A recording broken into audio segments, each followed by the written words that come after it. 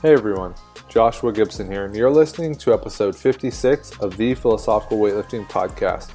Before we get started, I want to give a quick shout out to the show's sponsor, BarShield. BarShield created a maintenance kit designed to prevent rust and restore spin to a barbell's sleeves. My discount code, PWPodcast, will get you 10% off of your entire purchase.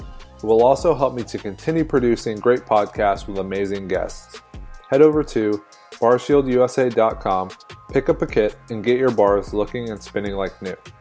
That's it for the intro. Now let's get on to this week's podcast with Seb Ostrowicz.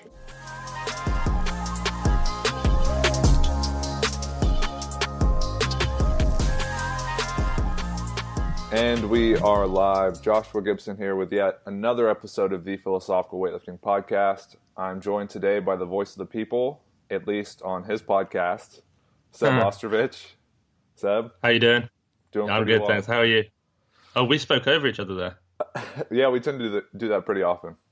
Yeah, at the start of every podcast, I do that with Glenn, where I say, "How you doing?" I don't think he's going to answer, so I say something new. He says something, and we've just done the same thing. So that was a very typical start to a podcast. So congratulations, us. Yeah, has Glenn ever changed his answer? No, I think he's said, "I'm doing fine" every time, and then after a little bit of like prodding, and then the first few minutes of the show talking about that. But I'm just praying that one day I ask him if he's good, and he actually is good, and he means it. So for our listeners, I want to give you some insight into what we're going to discuss today. So Seb and I decided to talk training and programming, planning. And since this is the official start of my return back to the platform, I thought this would be a great opportunity to have him on. And he's actually the guy I decided to have write my programming because he is a coach, in case you guys weren't aware. And one guy I really trust to be adaptable, and I guess we see very eye to eye on a lot of concepts. And I think what really differentiates most coaches is the way they apply the same concepts. I don't think we have a lot of disagreements. I don't think Glenn and ourselves and Glenn have a lot of disagreements. Sean Waxman, all great weightlifting coaches. It's just the way those are applied. So I wanted to have Seb on. It's a very long-winded way of saying I wanted to have him on to discuss his approach to programming, how he goes through writing a programming from sit down to finish, and then we'll kind of go from there because I'm sure a lot of questions are going to crop up. For sure, yeah. So, well, I appreciate you having me on. I mean, I think, and I spoke to you about this maybe a week or so ago, is that I think people forget how important it is to have a coach who knows how you lift and is able to actually speak to you basically on a daily basis. So, I mean, when I first started weightlifting, I did a lot of the Catalyst athletics, and then and even though Greg Everett is a phenomenal coach, especially if you're there with him, I think if you're somewhere on the other side of the world, finding a coach who actually knows who can watch you lift is going to be far more beneficial than just getting one of those programs.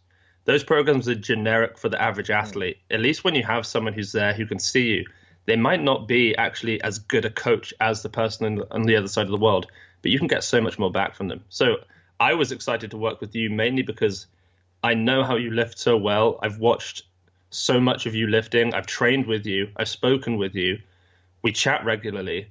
And you're one of those guys who ever since I first saw lift, I kind of wanted to coach.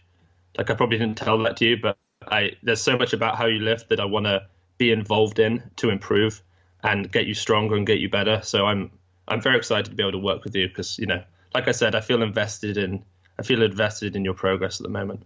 Yeah, and you know what's funny is you say that you feel invested in my progress. I feel invested in your progress as a coach. Like I would love to see you become just an incredibly well-renowned, successful coach, and help allowing you to have another opportunity to improve on those skills. For me, is very powerful, and maybe that's because I coach people. So I love when new athletes come in and I can refine my coach's eye, refine my programming, constantly try and develop better ways of training athletes. And I think that... Yeah, go ahead. At some point, I mean, I haven't spoken to you about this yet, but right now I'm having a little bit of bother with my knee. So I can squat down a parallel and I can power snatch and power clean fine. I'm just not able at the moment to go below parallel. So I'm nursing that, and I'm able to train still pretty hard, just a lot of box squats and a lot of powers, and I'm seeing a lot of improvement there. But when I feel fit and healthy, I'd also be similarly interested in kind of speaking to you and seeing if we can get some kind of bit of coaching for each of us. I think I'd quite like to see how you do things. I always like, and we spoke about this, is when you show that you're actually invested in a coach, it means a lot to the coach, and also it puts a lot of trust in the athlete. As soon as people say, I want to do your programming, then they're not going to, spend $20 or $30 or however much it is. It just shows that they're not committed to it. It really does. And having someone who is actually willing to do that, and someone who is invested heavily in your progress because you are the coach and you want to show that the coach is good, makes a big difference in all of this kind of thing. Yeah, and I guess a good heuristic or shortcut for people to find out if their coach is as invested in them as they are in them, their coach, would be to try your hardest, put in the most effort that you can, check all the boxes, nutrition, recovery, and then if your coach reciprocates that effort, it's mutually, even though it's unspoken, it's a mutual feeling that you both want the best for each other, and I think that's important. Yeah, and it shows how much I wanted the best for you, because I've never been more nervous to send over week one of a program to any athlete I've ever worked with.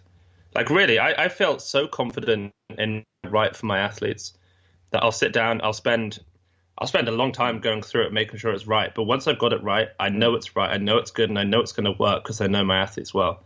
And I send it over confidently. But with you, I felt genuinely nervous. Like, I wrote it, I rewrote it. I told you that I had it there, and I was just waiting for an hour to see if anything else would crop up in my mind. And eventually I just said to myself, Seb, you've got to get a grip. Like, you've got to get a grip. He's not going to judge you.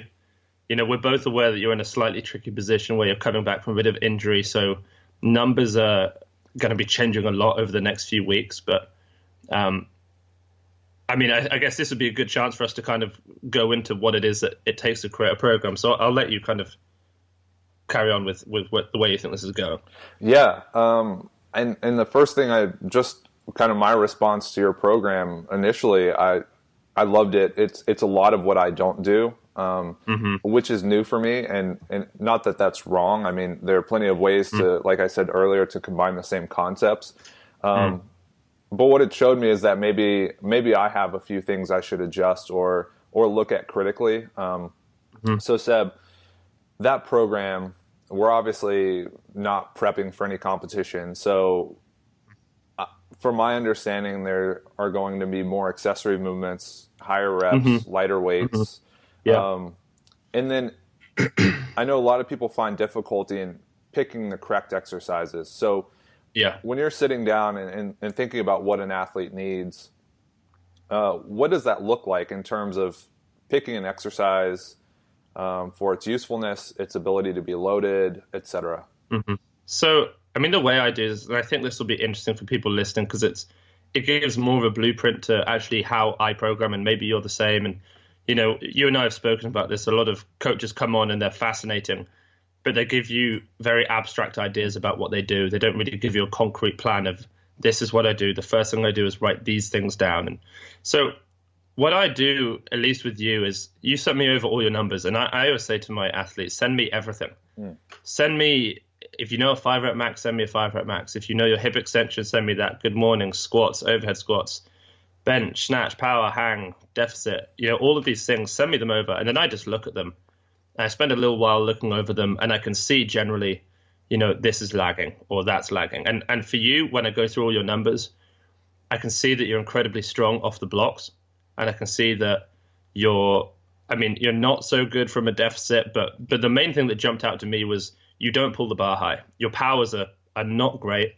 And having seen you lift in person, I cannot stress how unbelievably low you're able to pull the bar and still get under it. Like, your thing really is height on the bar.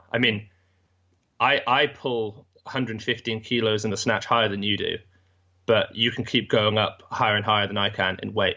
You're just very, very good at getting underweight. So, I kind of look at what I think are your weaknesses, and I wrote them down, and I don't know if you want me to say them Yeah, go ahead. on the podcast. But so, I mean, the things that I thought that we need to work on, the main thing is bar height and increasing the speed of your pull.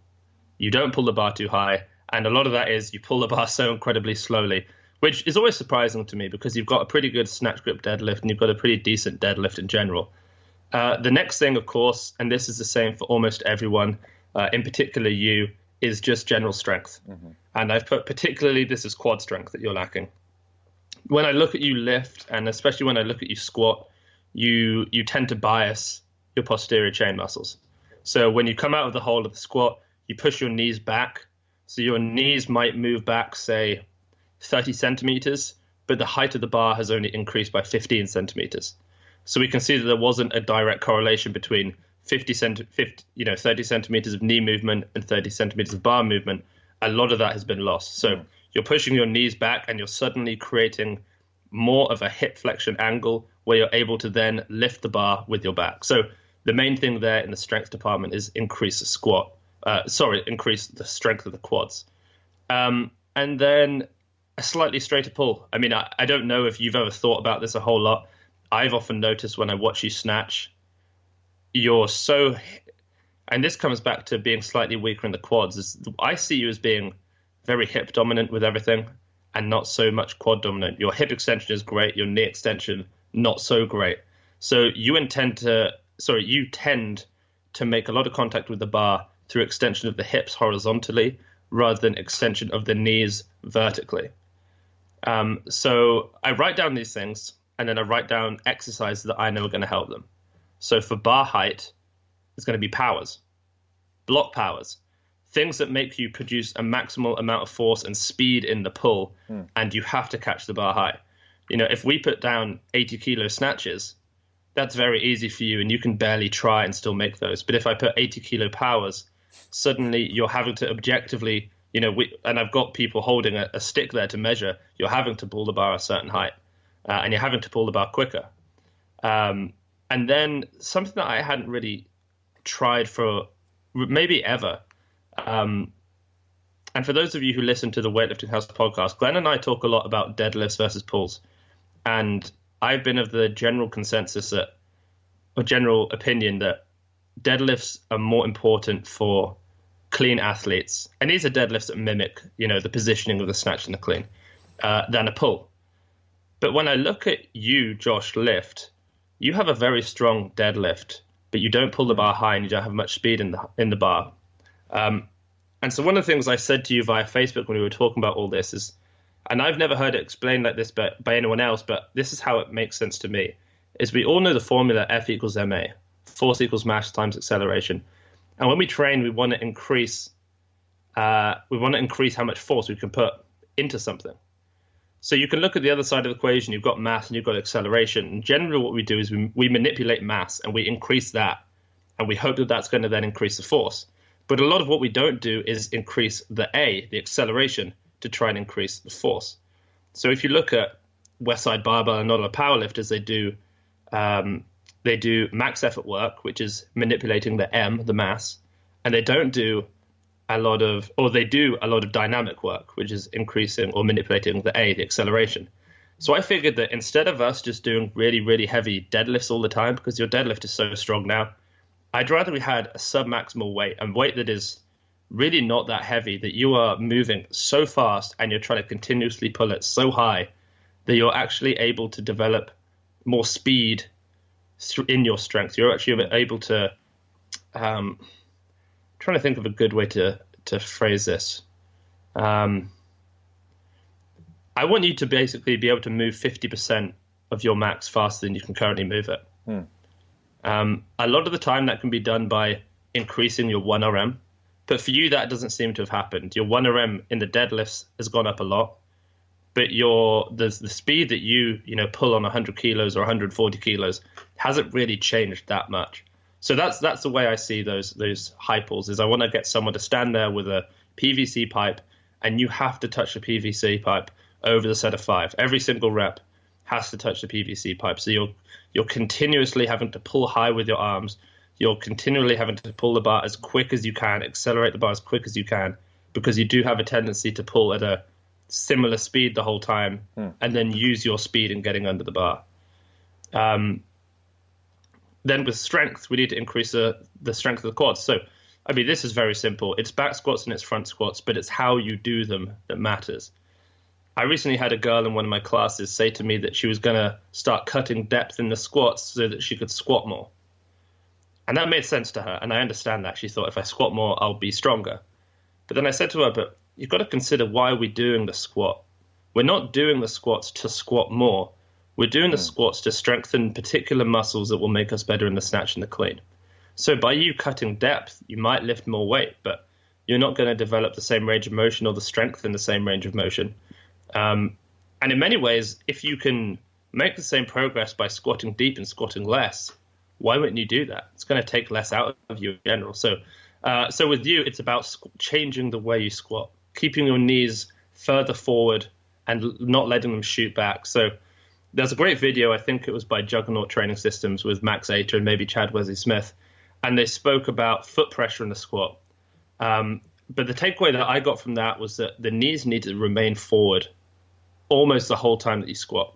As you're squatting down, the knees are pushing further and further forward. As you stand up, you want to keep that knee as far forward, as far over your toe as you can as you stand up. And the main reason for this is, you know, in any position, the more vertical the shin, and especially if it's then declined and the knee is almost behind the heel, you basically got no quad activation. The further forward your knee is, the greater the quad activation. So we need to, we basically, for you especially, need to have the quads activated more. So we're going to leave the knees further forward, which is why if you do a low bar back squat and the knees don't go so far forward, you don't develop your quads as much. And if you do a front squat, you develop your quads more than if you do a normal back squat because your knees go further forward in the front squat. So for you with your squatting, it's basically just making sure that we keep the weight just light enough that you're able to focus on keeping your knees forward and get a huge quad pump and break down the quads, because of course we want pumps in the quads. That's a great feeling. And then finally for the straighter pull, I've just put in two things. I mean, the first one is no contact snatches. And I think a lot of people, at least I know, misunderstand the use of the no contact snatch. Some people think it's for pulling under quicker, which I think it can be. But the way I see it is that with a lifter like yourself, you rely on making a lot of, or generating a lot of force and acceleration through extending the hips. And you extend the hips so far that your body is no longer straight. It's actually leaning back. There's a break in the hips. Your legs go up and then your back is inclined or reclined backwards, essentially. You've really extended massively. If you extend with the quads, then your body is going to finish completely straight. And neither of them are completely perfect, but we want you to be a little bit more in the straighter line. So by saying that you can't make contact, if you do the position that you normally do, you're going to hit the bar because your hips come so much further forward as you push through the bar. So this is going to make you think, okay, I can't finish like this. I can't overextend my hips this much to generate the power because I'm going to touch the bar. And you're a good enough athlete that your body and you are just going to think to yourself, and going to work out very quickly, I guess I'm going to have to generate force using something else. I'm going to let my quads do more of the work. I'm going to let my knees get pushed further forward as I pull from the knee to the hip, and then finish completely upright with an extension of the knee. And that way, you know, the bar's going to stay closer. And then the final thing is we just did some no contact muscle snatches, which you've not done yet, but that's going to, not only is that going to help with the straighter pull, but that will help you pull the bar higher and quicker, which is, you know, that was problem one, which is bar height and slow pull. So those were my main three things: bar height and slow pull, strength, and a straighter pull. Then I'm hoping to correct them with powers, block powers, squatting correctly, and no contacts, and muscle snatches, basically. So it's going to be fun. Yeah. And there's a lot to be said there. I just had so many questions that were generating. I'm sorry. I should have broken it down to like 1 point at a time. Well, but when I get going, I get going. I'm very sorry. No, that's great. What I will say, just from an overview, I think this is what I appreciate about Seb, and maybe for the listeners, what you should look at if you are looking for a coach or you have one, is that not only do you take in the information, but you assimilate it and then you give me feedback, right? Because I've talked to people and I've told them, okay, well, these are my strengths, these are my weaknesses. And those answers that you had and those exercises you used seemed like an obvious conclusion. But some of the time I was just met kind of like, oh, okay. And I never really was told a plan to head forward, like an actionable plan, which I think is important. And along the lines of what you just said, I mean, for the hip strength and the lack of height, like I can RDL 200 kilos for sets of 6. So yeah, that's absurd. There's a problem there. I mean, I can't RDL. That's the thing. I can't RDL 200 kilos, but we have the same clean. Yeah. So there's something strange there. You're stronger than me in the pull, but we have the same clean. Yeah. And one of the reasons is that at least this is what I think, and you might not agree with me, but I think I can move 100 kilos faster than you can. But you can then just keep going up and up and up way beyond anything that I can do. Like I can't, I mean, maybe I can RDL 200, probably, but not for sets of 6. You know what I mean? So it's the ability to generate force with sub-maximal weights, because weightlifting essentially is the dynamic effort method. You know, the snatch deadlift max is the max effort method. The snatch max is a dynamic effort method. It's a sub-maximal weight that you're moving as quickly as possible. So there's a point where maximal strength, it's extremely important, and that needs to be as high as possible. But you've got to make sure that it's translating over to everything else as well. And normally things do, but occasionally 40 kilos on the squat doesn't translate to 25 in the snatch. Sometimes 40 in the squat translate to 5 in the snatch, and you've made a mistake basically. So we're just trying to make you pull sub-maximal weights quicker and quicker than you currently are able to. And I guess as you become a better athlete, and I've by no means reached any level of achievement, but I noticed that the more my deadlift went up, and it never really had any carryover, because I feel like there was a lack of specificity. My hips would shoot up, and my back is so strong it can just handle the weight. So what it did is it reinforced what I was already doing, and it allowed me to lift more that way, but not nearly. I think it kind of lowered the ceiling. Yeah. As in, okay, I put 10 kilos on my clean, lifting the exact same way, but I could put 30 on it if I just focused on making the lift a little more specific, the deadlift a little more specific, the squat. So I'm excited. I'm excited to have a more technical focus on the accessory movements, and this takes a lot of conscious effort. So for people listening, I don't know if you've ever tried to correct something like arm bend in the clean or hip shooting up too quickly, but it takes a lot of conscious effort at first. You need to, Sean Waxman always talks about conceptualizing what's happening, having it make sense, have a mental model, and then being able to execute that. And that's where I feel I'm at. So with those clean pulls you programmed in from a deficit, clean high pulls, I never tried to pull the bar high. I just, I don't know why. I would just shrug and that was it. Well, when I was watching the video you sent me, I thought to myself, you think that I'm telling you you're not allowed to use your arms, because that's how low the bar was. Like, you really weren't putting it high. And then I realized, no, you're actually putting that as high as you can. And that's interesting to me. I mean, 85%, I don't know what the weight was. It's probably about 130, something like that, maybe just under.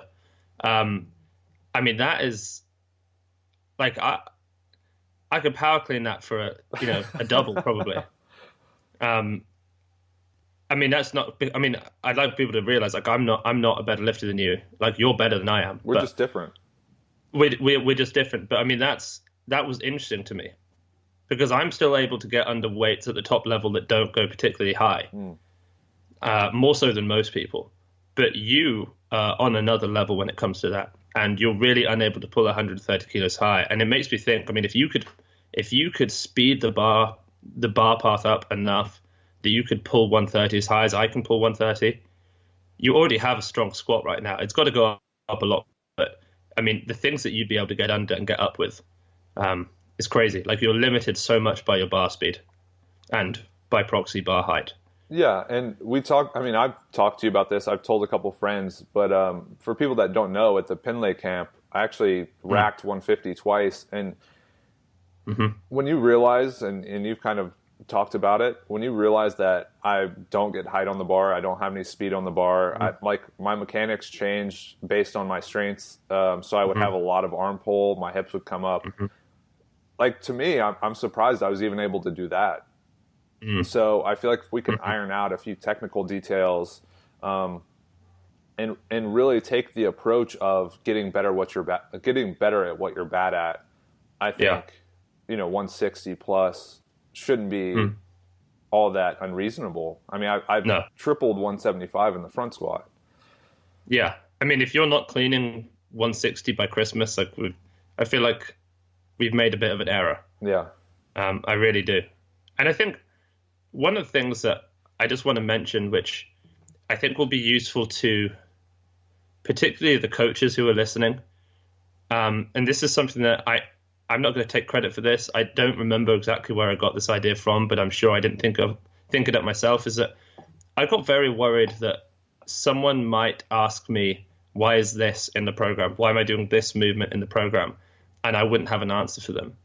And that was because very early on when I started coaching, I would put things in. I felt almost like I needed to prove my knowledge and understanding as a coach. So I'd put in these complicated things that really had no place in that program. So what I've started to do, which I think is worth any coach doing, and you probably noticed this when you saw the program, is I basically have a key, like a color, everything color coordinated. On the right, it has your weaknesses. Next to that, it has the corrections, and they're all colored. And then when you look at the program, everything fits into one of those colors. So if you don't know why you're doing, I'm just looking at the program now, 4-second eccentric front squats. The color is blue, so you go over to the right and you look at it and it's blue, and you realize, okay, so that's why we're doing it. And there shouldn't be any faff in your programming. There shouldn't be any of these extra things that you can't explain for. You should know why everything's there. Because if it's there and it doesn't have a good place and there's no reason for it, it's probably just extra work that you're having to recover from that you don't even need to be doing. Here's a good question. Go on. You have, okay, and then people might take this to an extreme and think, okay, well, I'll just include as many exercises to attack as many weaknesses as possible. So how do you whittle that down? Because you've only have like one or two in there. So you have different colors for weaknesses and like muscular weaknesses and then technical faults. How do you choose a small amount as not to overwhelm the person or to kind of muddy the waters, in the sense that if we attack so many different aspects of a lift, we don't know what's improving it? I think a lot of that depends on the level of the lifter. So for a lot of my beginners, they may have 50 technical faults, but they can all be corrected, or 10 of them at once can be corrected with one thing. This person is, as they pull the bars going around the knees, they're on their toes a little bit too much. They bring the bars to the hip and they're jumping forward. And that seems like 4 separate issues, but it's really one. And so if you can make a person just, something that might be able to help that, or here's 2 exercises that might be able to help that. The first one is pulls with a pause at the knee. The reason for that is most of these beginners who jump forward, if you suddenly yelled at them, you just yelled pause or stop right when they were doing a lift. Once they're at the knee, if you yell pause, they're going to pause, and then 3 seconds later, they're going to fall forward on their face because their weight is already moving forward across the foot. So that's already going to correct. They're going to start having to pull have to pull the knees back off the floor. They're going to have the weight further back on their foot so they don't fall forward. And because of that, they're then less likely to end up jumping forward. So as a beginner, 1 or 2 things can correct a whole bunch of issues.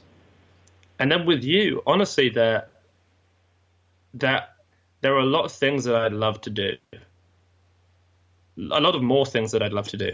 I'd love to do some belt squats, but I imagine you don't have one. I do. Oh, you do? We do. Oh. Okay. I'm going to have to rewrite some stuff. So, and here's why. Can I just go on a tangent and talk about the belt squat? Please. I used to have a belt squat at the gym that I worked at. And I think people lump the belt squat in with the whole equipped powerlifting scene, and they just disregard it. But as Glenn and I spoke about the low bar back squat, I'm now going to speak about this, is that you've got to know one exercise is inherently bad. You've got to think about what that one exercise develops and whether it's worthwhile doing for your athletes. I don't have any of my athletes doing bicep, but maybe it's useful at certain points if there's someone who has very weak biceps. So that's a bizarre example. But with the belt squat, what I love is that you have to keep your knees forward as you stand up. And what annoys me is when I see people doing belt squats, but they're holding something in front of them. Like they're holding onto the machine, or they've got a bit of cable, a bit of rope wrapped around, and they're sitting back and holding onto it. As soon as you sit back, the knees come back. It becomes way more about hip extension and not so much about the knee extension. If you just squat without holding onto anything on a belt squat machine, your knees can't shoot back because there's literally nothing for you to be loading. There's nothing that you can load into. It's almost like when you do a normal front squat or a back squat, you put your knees back so as to load your hips. But because, the only way you load your hips is because then you have something to push back into with your shoulders when you do, say, a back squat. But with the belt squat, there's nothing that you can load the weight onto other than the quads. There's nothing that's going to help lift that bar other than quad extension. It's a very unique way of accelerating the progress of the quads faster than the progress of other things. So if you do have a lifter who, does a kind of good morning-y type squat, and you keep them doing normal back squats because it's very worthwhile doing, but then you also supplement in that, the acceleration or the rate of progress in the quads is going to be quicker than the rate of progress in the strength of the back, and so it's going to catch up quicker. It's like, we don't need to do this as weightlifters, but I saw some powerlifters doing this, is that they can do deadlifts with 60 kilos on a barbell whilst they're in a belt squat machine, but round their hips is 200 kilos. So their hips are locking out every single rep, 200 kilos plus the 60, so 260 kilos, but their upper back is only having to lock out 60 kilos. So they're able to accelerate the rate of progress and development in their hip extension over loading their back. That's not worth it for everyone, but for people with very strong upper backs and very weak hips, that makes a lot of sense. Anyway, that's my shtick on the belt squat machine. Yeah. I can't remember what I was talking about before that, so let's move on past that. Well, that's a perfect segue because you have incorporated, I won't say a substantial amount, but you've put in some accessory work, barbell upright rows, barbell rows. My question to you is obviously we want muscular development, but what's too much and what is too little? And this does depend, I recognize, on the competition plan. How much time you have until your next meet, how much of the training time is prioritized towards snatch and clean and jerk, towards the back squat, the push press. But when you're looking at fitting in accessory movements, what's the process look like there?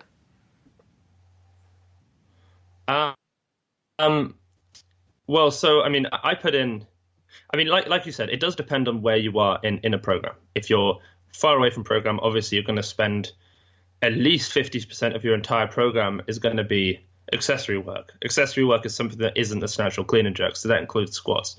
But if we're talking specifically about, the sets of 10, the 3x10, the kind of classic bodybuilding stuff, then I like people to do something every day. I think that 3 sets of 10 in press from split or pull-ups or dumbbell rows or glute hams or hip extensions is useful. The 3 main methods of strength training as put out by Zatsiorsky in, what's the book? The Science and Practice of Strength Training, I think. The 3 main methods, you've got max effort method, dynamic effort method, and repetition method. And the max effort method is the most important, and it's the one where you get the biggest bang for your buck. But all 3 together, all 3 working together synergistically, if that's the word used in the right situation, I don't know. All 3 working together is going to produce the best outcome. And, we see the Chinese lifters are dominating the lower weight classes at the moment. They have 2 training sessions a day, and at the end of each session, they pick 2 exercises, and they do 3 sets of 10 or 4 sets of 10. So say they do 3 sets of 10, that's 30, that's 60 in the morning, 60 in the evening. That's 120 sort of high rep bodybuilding things that they do every single day. And they look jacked. And people forget that, we need to be strong, but because there are weight classes, we have to have as much muscle mass as possible and as low amount of body fat as possible to be best in any given weight class. If you're a 94 and you're at 20% body fat, wouldn't you just be better if you're an 85 and you're at 10% body fat? So maximizing the amount of muscle we have in the musculature that we need to develop in, which is normally the back and the legs and the hips, is extremely important. At the moment, because we're so far out, we're doing sets of 10 in the squat. That's great. I think a lot of people do that, and that's something that I moved away from for a while. But after speaking to Dr. Mike Israetel, and I was motivated to do that, by the way, by listening to the podcast that you did with him. But after speaking with him, he makes things seem so simple. And he made me realize, why on earth wouldn't I be doing this? So I've gone back to it for a bit. But, with all the squatting and snatching and cleaning that we do, generally our quads hypertrophy enough and we get enough growth in the quads, especially as, like I said at the start, we do them correctly and we keep the knees forward, which most people listening, most people with longer femurs and short torsos end up doing it wrong. But if we're able to keep the knees forward, the quads get enough work in. But we tend to not do enough direct hamstring work.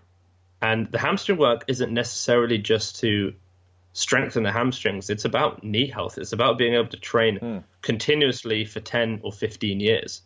If your quad's overdeveloped and your hamstrings are weak, you're going to start getting pain in the knee. So just doing that every day, 3 sets of 10 or 2-3 times a week in the glute ham raise or the hip extension or even the good morning, or even RDLs you and I did a while back on the Pendlay programming. I mean, that can be extremely helpful.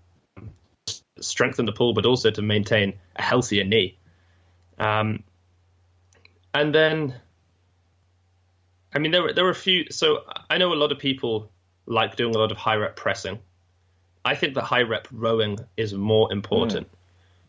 The reason why, and I wrote a blog on this maybe as long as a year ago, was that when we do strict press, the most difficult part of the strict press is when the bar is around the height of the forehead. And that's what we're pressing through. Once you've gotten above the head, the final lockout is never the hardest bit. So that's training a different part of the range of motion that is difficult when you do a split jerk. Everyone can drive the bar above the height of the head. It's that final locking out. And that's why we do a lot of push press.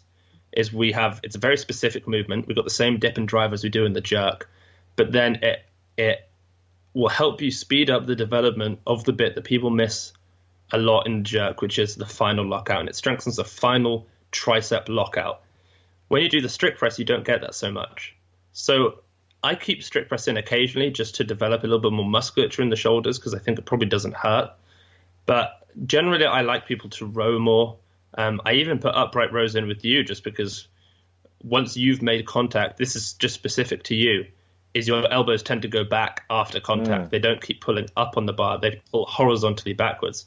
So the upright rows is just more work pulling in a vertical plane might make you more likely to keep pulling in your snatch and clean in a vertical plane. I mean, a lot of this is speculation, and I don't know, I don't absolutely know that this will work.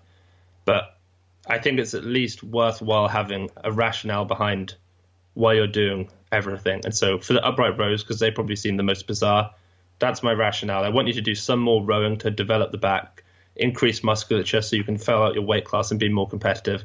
And why not do it in a movement that you're currently lacking, like a vertical row? And I'll see if I can make my answer coincide with each kind of separate point that you just made.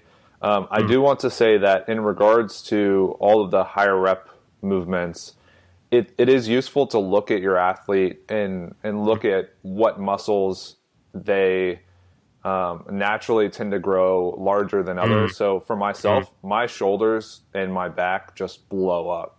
My glutes blow up. My quads, not so much. But I've noticed that when I have a lot more back work, it just explodes. And same with my shoulders. So I think this is a great opportunity. And I use it myself. I put rows in at least twice a week with every lifter. I think it's an incredibly useful exercise, not only to develop the back, but also if you perform it correctly, full range of motion, putting yourself in the least advantageous position, so completely parallel to the ground, it works the lower back. And it works the glutes and the hamstrings. Exactly. They're all working statically, yeah. And I think that's another reason, going back to why this will be a good coach-athlete relationship, is that you know what I need to do and I know how to maximize what you give me. So I'll always make sure to make it as difficult as possible to do it as technically well as I can. And as you talked about with the elbows coming back in the lifts, I've been focusing a lot more on internal rotation at the shoulder at the start. I've actually been really, really focusing on trying to correct a lot of those issues, especially starting out. And that's one of the issues is so many people, and CrossFit has done wonders for weightlifting, but one of the faults that it's had is this cue of external rotation. Everything is always externally rotated. And if you think about the bar coming off the hips or off the thighs, if you're actively focusing on externally rotating, you're going to naturally, if you're holding onto the bar, because you can't actually snap the bar by externally rotating, because the bar would snap if you could, you're going to drop the elbows and the wrists are going to come up, and the wrists are going to be higher than the elbows are very soon after contact. If you have a huge amount of internal rotation, you're going to be able to keep your elbows higher and higher and higher than your wrists for longer. A lot of the time when people have tight, anterior delts, which is basically the musculature that would prevent you from internally rotating well, they're not able to pull the bar that high because their arms automatically turn and their elbows drop below their wrists. So you've got to keep the elbows up above the wrist for as long as possible. And then in terms of catching a snatch, I don't even really care what people do, whether it's internal or external. I mean, you're more internally rotated when you catch a snatch. I don't think there's anything wrong with that.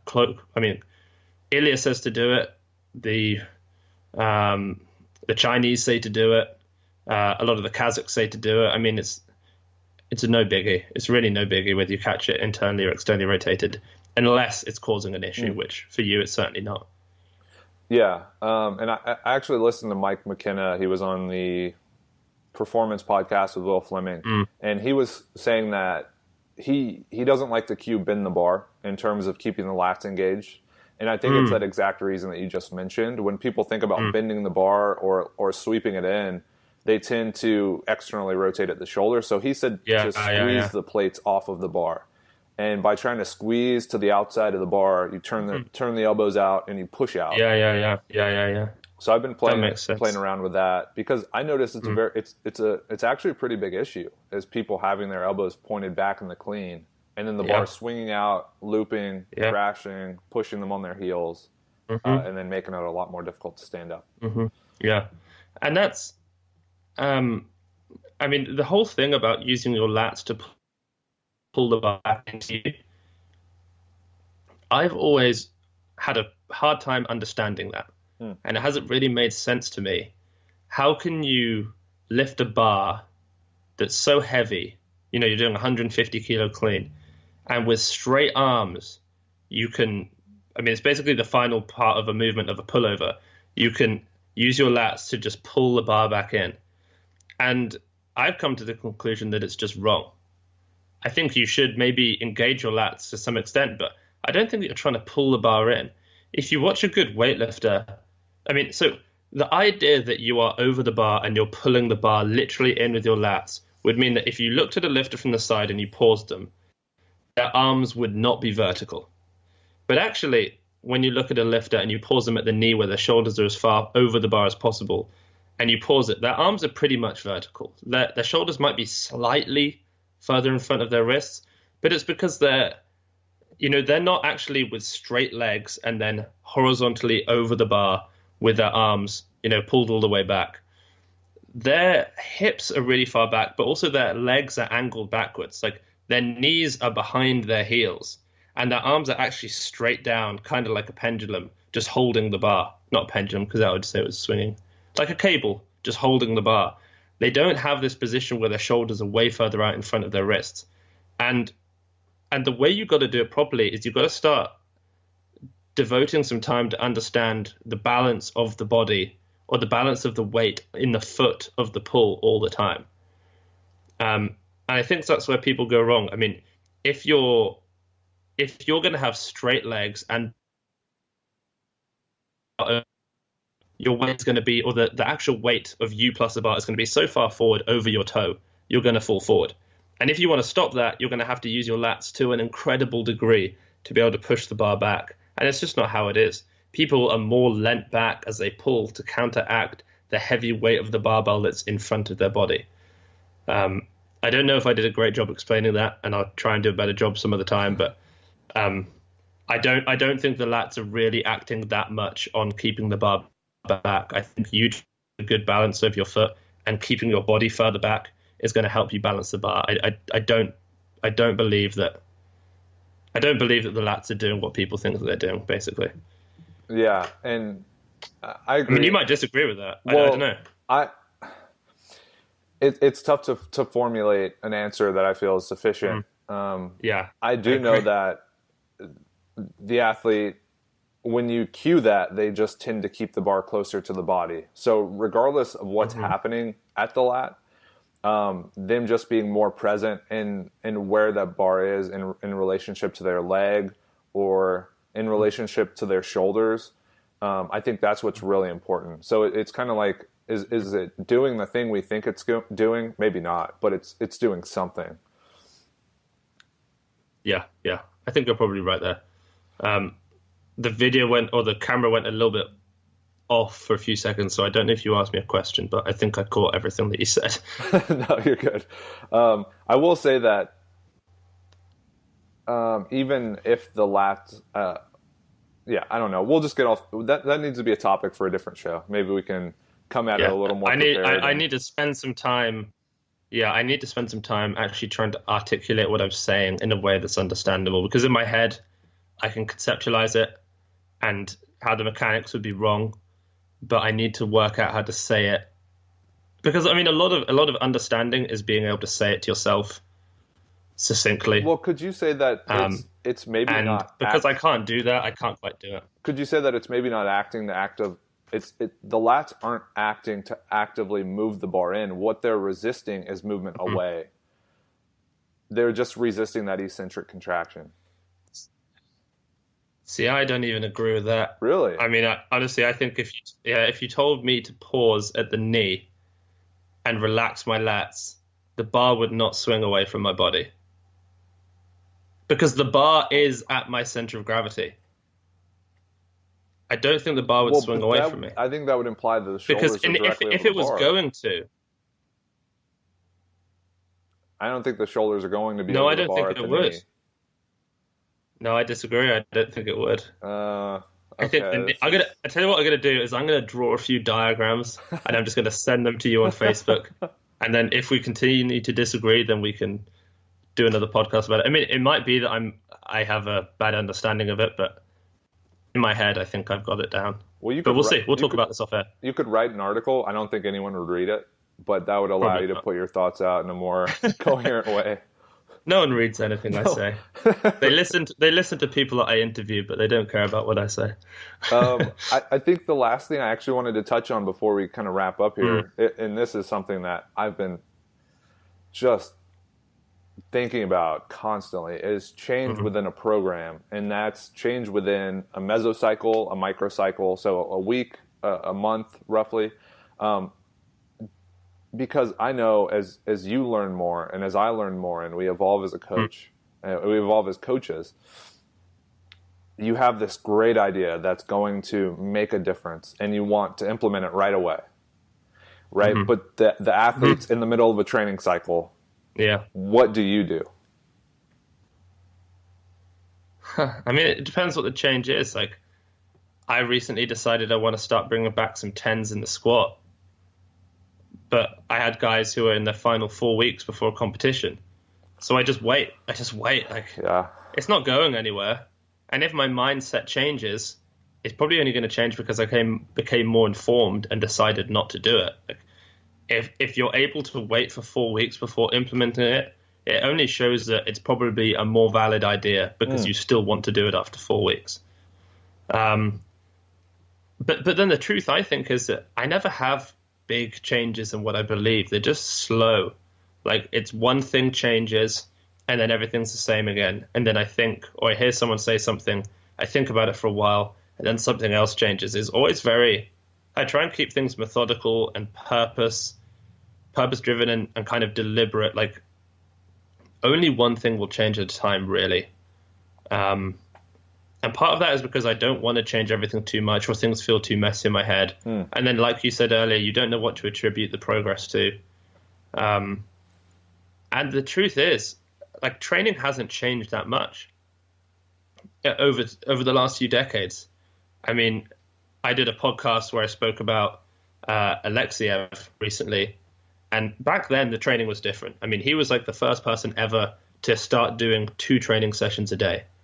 And he'd do 2 on a Monday, 1 on a Wednesday. No, this is actually true. He'd do 2 on a Monday, nothing on a Tuesday, 2 on a Wednesday, nothing on a Thursday, 2 on a Friday. So he would do 6 sessions a week, but only on 3 days a week. But since then, I mean, since the 80s, training hasn't changed that much. Like, we understand what it is that needs to change, how we need to get better.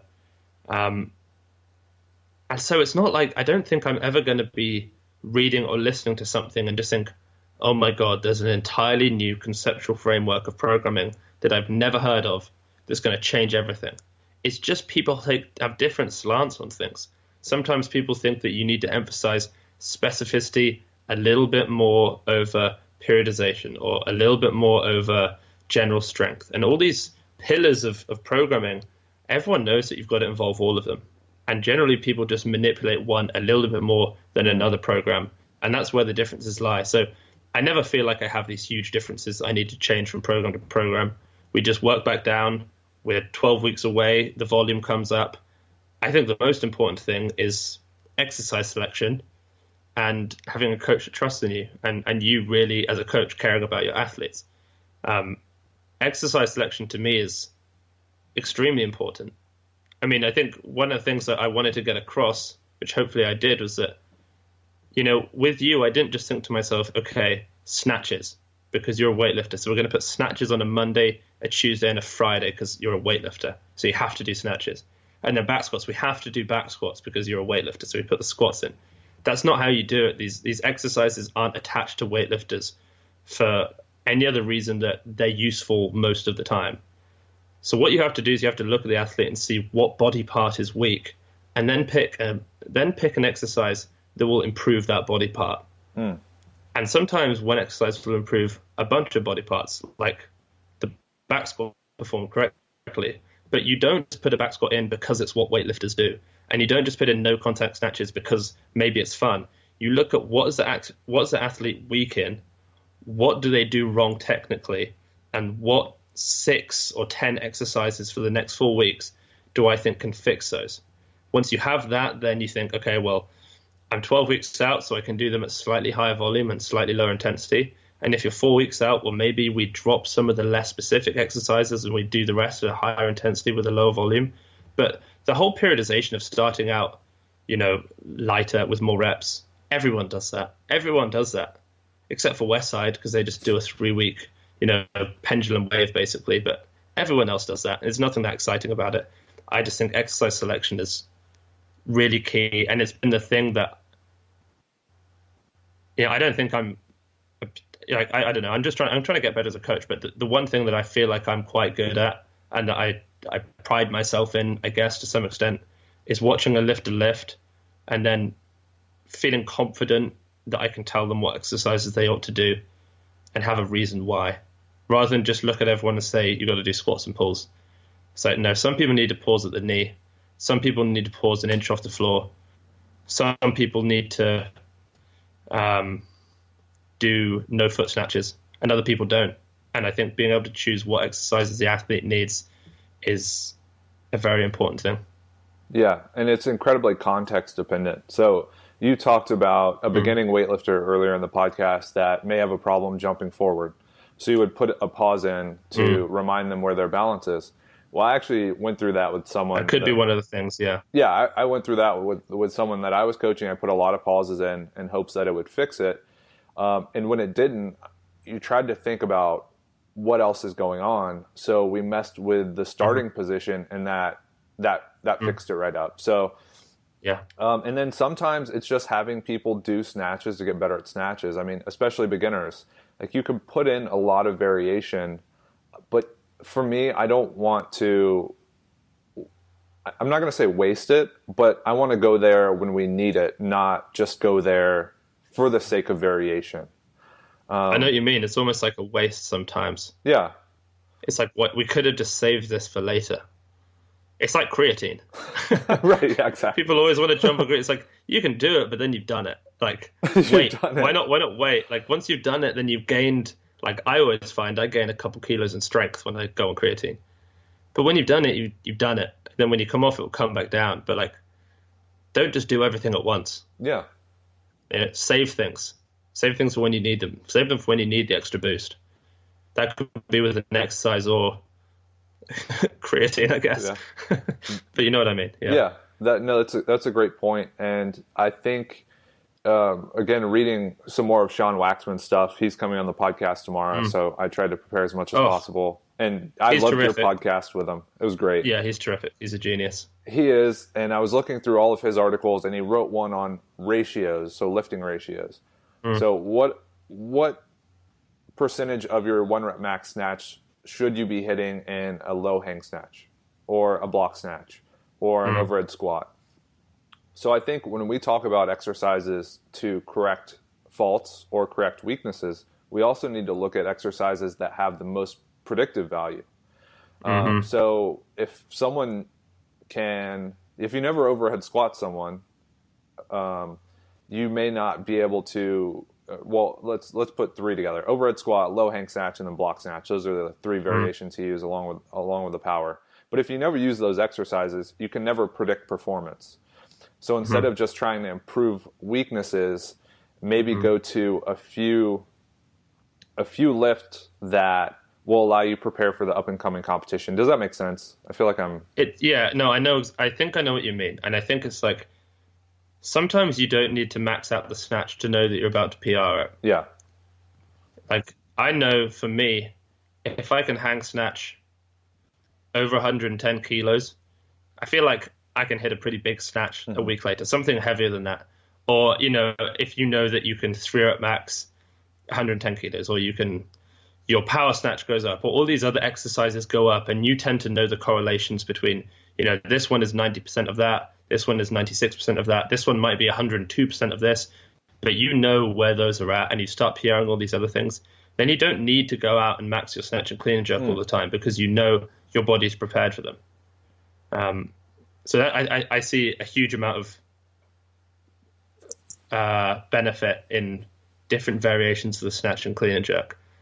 For that reason, also because it's enjoyable to change things up a bit, and also because they keep your body having to acquire better skill, because the snatch is a skill, and every time you change things very slightly, it doesn't interfere with your ability to do the snatch. It makes your body have to keep working harder and keep concentrating. When you go in and snatch every day, it's very easy to switch off and it becomes autonomous because we've done it a lot. But if you haven't done snatches from the blocks in a long time, you're going to be thinking through the process of what you're doing a lot more, and it keeps you learning, it keeps you working hard to improve technique, which I think is beneficial as well. Yeah, and you explaining that made complete sense to me, the point I was trying to get across. So if you do a 3-position pause snatch, there's no predictive value. If that goes up, your snatch goes up. But having these base exercises that we can always go back to and say, okay, let's push the hang snatch for this cycle. That's obviously gone up. So we know we're in a good spot with your training. It's not your tempo snatch with the pause at the knee went up. I don't know if that's going to impact your snatch. It might help slightly improve your technique. So I think that's a more direct method. And that's one of the reasons why Glenn always programs in sets of 5 on the back squat. And he's explained this to me is, other than the fact that it's that nice middle ground and it gives you the most consistent progression between, becoming more neurally efficient and gaining muscle mass. He says that the fact that you don't have to test the 1RM all the time, because if your 5RM goes up, then you know your 1RM has gone up. And every time you go for a 1RM, you have to taper down, you have to prepare, and then you do it, and you've wasted a few days of training. But the 5RM is already training. It's already a workout, and it's a tester. So you can come in on a Saturday and do a 5 rep max, and you're not having to interrupt your training during the week to prepare for it, because it's just part of training. And if your 5RM goes up, then you know your 1RM is going to go up, and you don't have to test it. I mean, I've got a girl, she's like my best lifter, and we've never tested her 1 rep max back squat. And it's not because I don't care. And I sometimes I think I would like to just put it in, but we just have work to do. Like I don't want to waste a bunch of days getting ready for it, because right now her 5 is going up, her 10s have gone up, her 3s have gone up, her pauses have gone up. So I don't need to test that one. And that's the same with the variations in the snatches. If her power goes up and her hang goes up and her block goes up, her snatch has gone up. We don't have to test it all the time. I mean, we do go heavy in the snatch regularly, but you don't always have to test the snatch, clean and jerk, front squat, back squat, because you should have these markers and you should know your body well enough and document your lifting enough that you know, if this is feeling strong, that means that's going to do well. Agreed. And I think for the front squat, it might be a little different because I'm trying out a new way of peaking one of my weightlifters. So she maxes her front squat twice a week, and it's not necessarily to push the front squat; it's to keep the smallest amount of volume that we can use on the front squat to maintain whatever strength she has developed.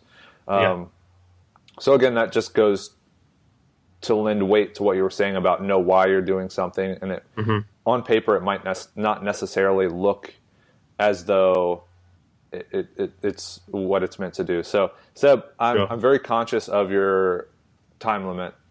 I have to go on a dog walk now. you have to. Are you walking your dog? Yeah, well, apparently as a whole house we're going out to walk the dog because the girls are very upset that we haven't yet done that as a house, and that's a sad thing. So I've been roped into doing that. So I'm going to go wrap up this nice steak wrap that I've made, take that with me on the walk, and then get back and go to the gym and do my squats, because I've got to get my squats done. And I'm going to keep my knees forward because I'm squatting with the purpose of improving the strength of my quads, not just going down and then back up again with as much weight as possible. Yeah, and like again to quote the great Sean Waxman, we don't squat to improve the squat, we squat to improve the stand up of the clean and the pull and the lift. Absolutely. So, I love that. I've not heard that before. Or maybe I have. He might have even said that to me. Well, those YouTube videos I sent you, I like those. Yeah. I tell you what, I'm only still on the first one, but those are some great videos that clearly no one was meant to find, but you found them, and they're terrifically informational videos. So that's awesome. Yeah, and I want to thank you for coming on and giving us your time. It was absolutely a blast. I'd love to have you on actually in the coming days or weeks onto the Weightlifting House podcast again, because I think that you and I speak more. I mean, I know when I come on your podcast, I talk a lot because I feel like I'm the one coming on. But when you come onto mine, I'm hoping that you'll talk a huge amount about your stuff as well. But I feel like we speak well about weightlifting, and we're both so obsessed and such students of it all that we actually do have genuinely important and meaningful conversations. Yeah. Sometimes. I hope people think that, at least. I do. I feel like that. I feel inspired when I talk to you for a long period of time. So.